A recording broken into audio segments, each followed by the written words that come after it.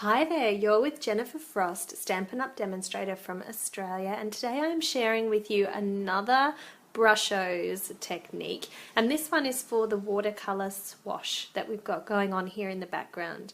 Brushos are a really vibrant colouring tool and they're a lot of fun to use, and I have shared another 2 techniques here on my YouTube channel, so do pop in and subscribe to me if you want to see more of these fabulous ideas.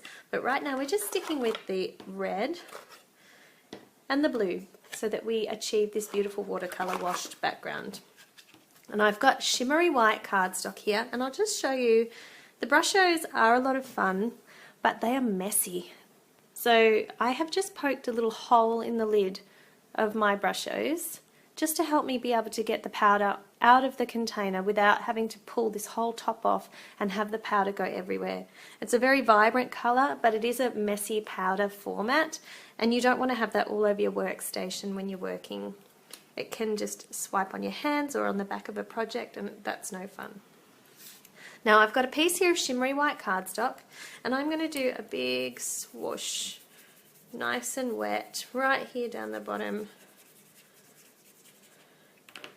And I'm going to tip blue into the top section.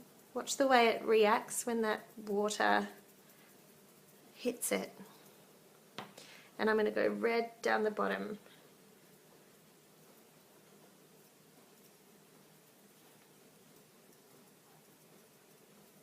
I must have something blocking that. There we go. Now with my brush, I'm going to start blending that colour in.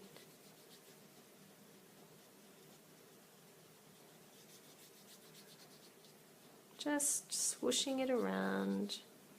Then I'm going to go up here. Now I wanted a purple look down here in the bottom, so I'm going to add a bit more blue and mix that in straight away.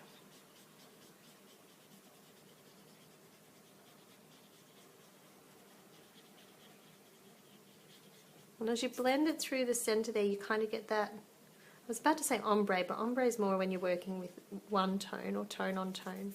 But you get that really nice transition, that blend through the middle.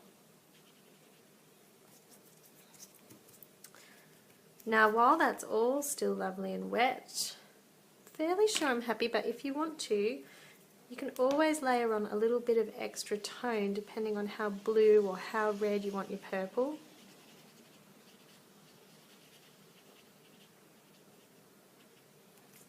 So we've got that swash going on there. And now what I'm going to do, I've got a clean brush, or I will have once I run it around a few times and it doesn't run back over any more powder. So it's a relatively clean brush, and I'm just going to squeeze and push the water through. You can see it's starting to, get that to focus. I don't know if you can see that. There we go. So I'm just giving that area there a squeeze, and you'll see that it's getting very wet. You can see the water is starting to drip off, and I'm going to flick it across. I might do that one more time. So I've just flicked that across, and that gives me those little splotchy details that I've achieved over here. Oh, helps if I'm in focus. So I've just flicked that, and you can see I've got those splotches, just like I've achieved over here. So being a beautiful watercolour wash, you're going to have something that's a little bit different every time, but it is a really fun background that you could use just about any colour. And being Brushos, you're going to get a really vibrant tone, but you're also going to get this really great texture. So I'll hold this one up, because as it dries it does change a little bit. So if you can see that lovely speckled grungy texture that you can achieve with the Brushos, that you can't achieve without really thinking about it with other colouring mediums. So I'm going to leave that there to dry, and then I'm going to come back and we'll decorate that. So I'm back. I have dried this with my heat tool and then I set it aside overnight, and now we're going to embellish it. Of course, you could have popped all of your pieces together straight away if you were happy with your panel, but I had to pick my son up from school, so I ran out of time yesterday. So this piece can go directly onto a folded, lovely lipstick card base. I'm just going to whip out my snail and put that together.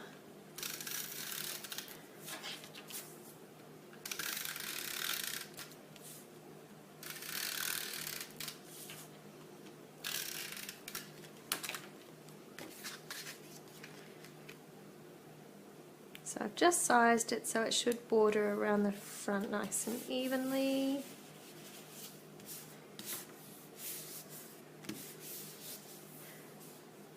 And now to add a few embellishments. So I've got this piece from the Broadway Lights Designer Series Specialty Paper Pack.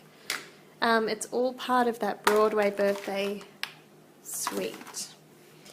So I'm going to sit that, I wanted to sit that on a bit of an angle actually.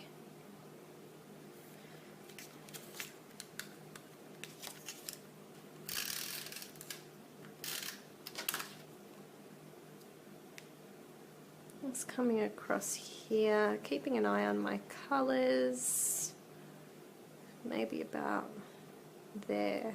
I think in the original example that I did, my blue turned out a lot more purple. I must have mixed a lot more of that red through. But as I said, every time you do this, it's going to come out different, and no person is going to have the same. Alright, so I'm happy with that, and now I want to add this piece of vellum. And this is going to sit underneath this tag here. So I want to make sure I've got enough coming out on either side. About there.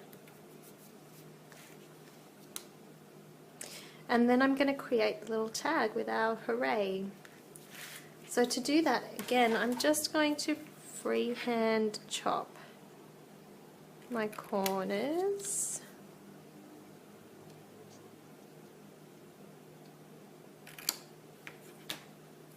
But you can rule a line if you want to be a little bit more precise.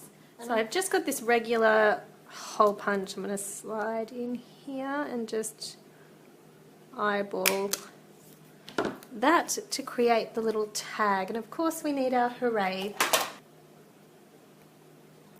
So to embellish our little tag, I've got Gorgeous Grape.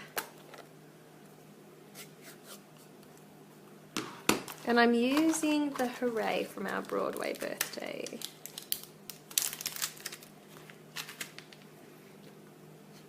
I'll mount that on the block there. Just prepare it a little bit. The one thing I do like when I stamp with photopolymer though is my stamp mat. Give me a moment.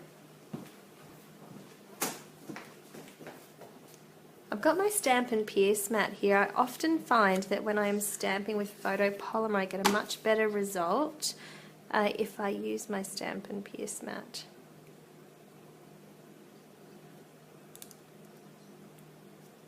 Nice firm impression. That will lighten up as it dries, but I'm going to tie in a little bit of black with the coordinating spots. So the Broadway birthday stamp set has these fun little two-step stamping elements that you can incorporate.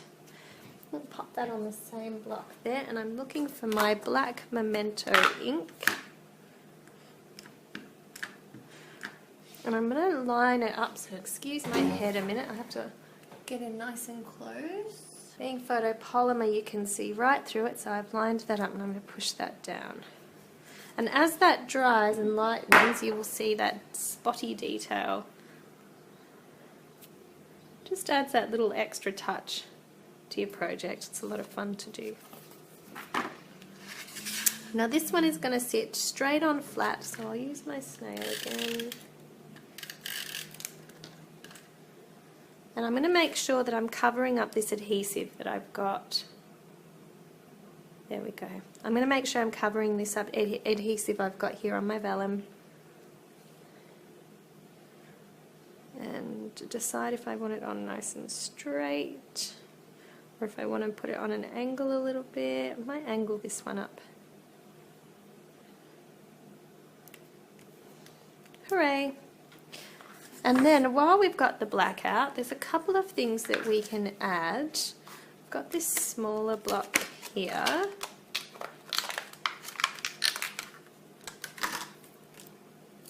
Brand new block.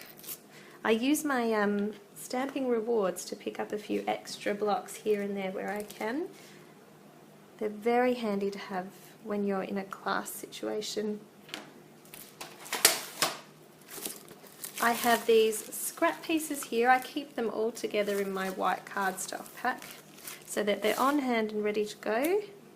And I'm going to do my balloon string. And again, my Stamp and Pierce mat will help me get a nice even impression.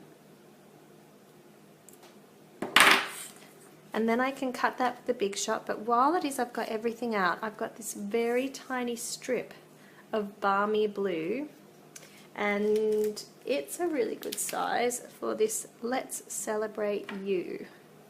So I'm going to double mount that on the side there. The only trick is with photopolymer sentiments, making sure they sit nice and straight. And in fact, this one needs to go this way if I'm going to stamp with this very little B block, because you want to make sure that you're going to get firm, even pressure across the whole stamp.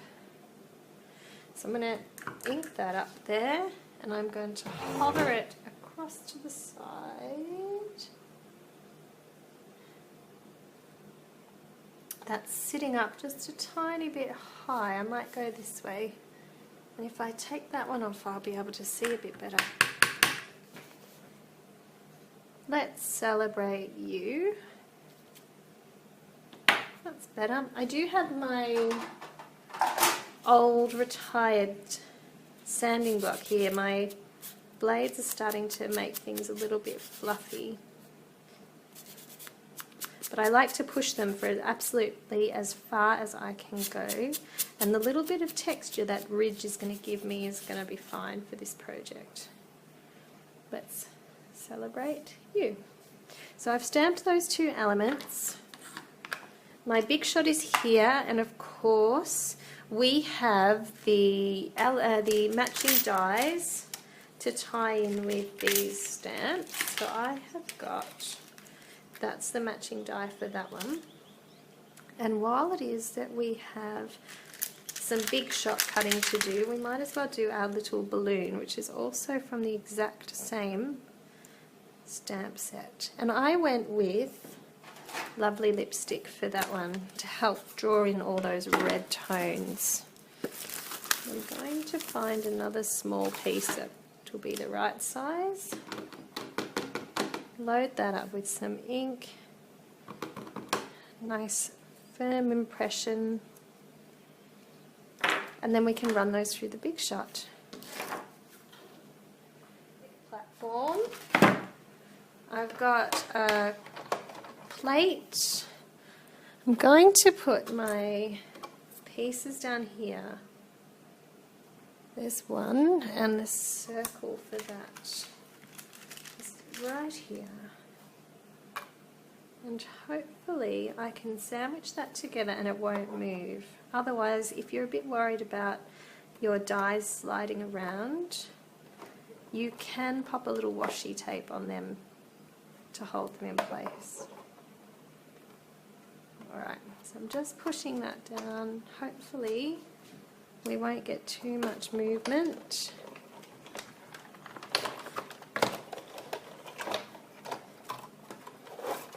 Beautiful. And I have my balloon element there ready to go. Alright, so I've got my card here and I've got those balloon element pieces that we've just cut, and I'm going to use a little bit of fine tip glue pen here. And I could have tucked it in behind my tag, but I wanted the detail to sit out the front. I'm just going to wiggle that glue around a little bit. But I don't want it to interfere too much with the actual word hooray, so I'm sliding it here between the A and the R and popping it about there. I'm going to be careful not to press down too much on my bow there yet though, because I haven't popped this down. And I like the bow to sit on top of my balloon.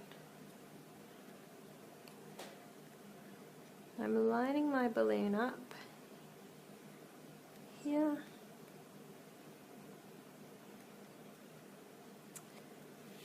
And that's the balloon detail on the project. So the next step is, while I've got this fine tip glue out, I'm going to get my sequins organised.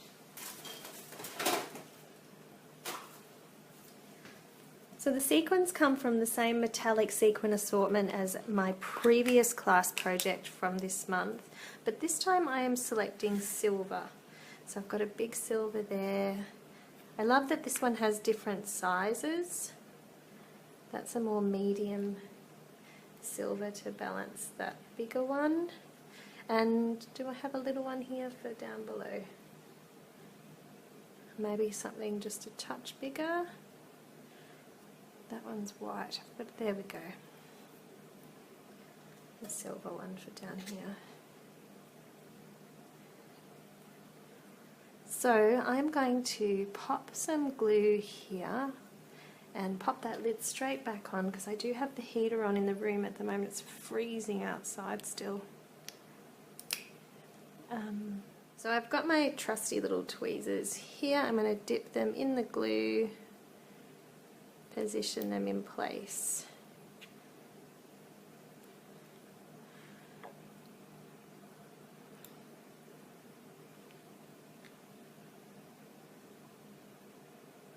Hopefully there's enough for that little one. I want that to still be in the colour there. While they're drying, I wanted to add a last silver detail to tie all those silver embellishments together. This card could do with a little extra bling, so I've got these lovely little, I'll bring them up a bit closer. Focus, there we go, candle embellishments. I don't know if you've seen these in the catalogue, but sometimes seeing them for yourself makes all the difference. So we've got gold and silver. So if I don't have enough silver ones in class, I will suggest to the ladies that they choose the gold sequins from the previous sequin assortment and tie that in with a gold one.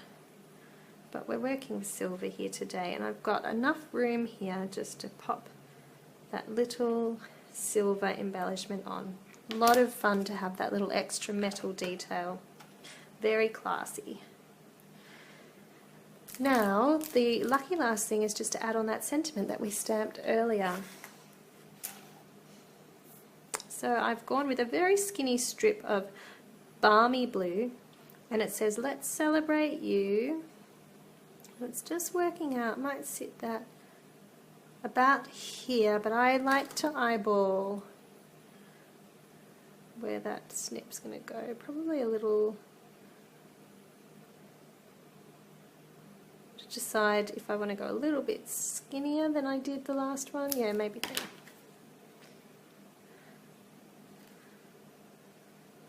And then I'm going to sit that up on mini dimensionals. Very small, skinny little panel suits the mini dimensionals really well. So I just need a couple of those.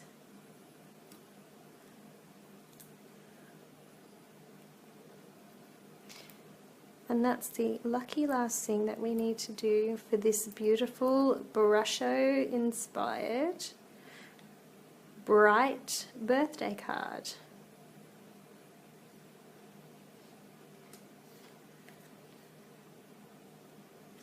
Just popping it about there.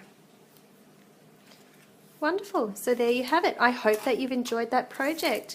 Please jump onto my YouTube channel here if you're wanting to see more work featuring these Brusho colours, and subscribe so that you can catch all the fun again next month as I share more projects that we've made in class. Leave me a comment and let me know what you think. Thank you so much for joining me. Bye.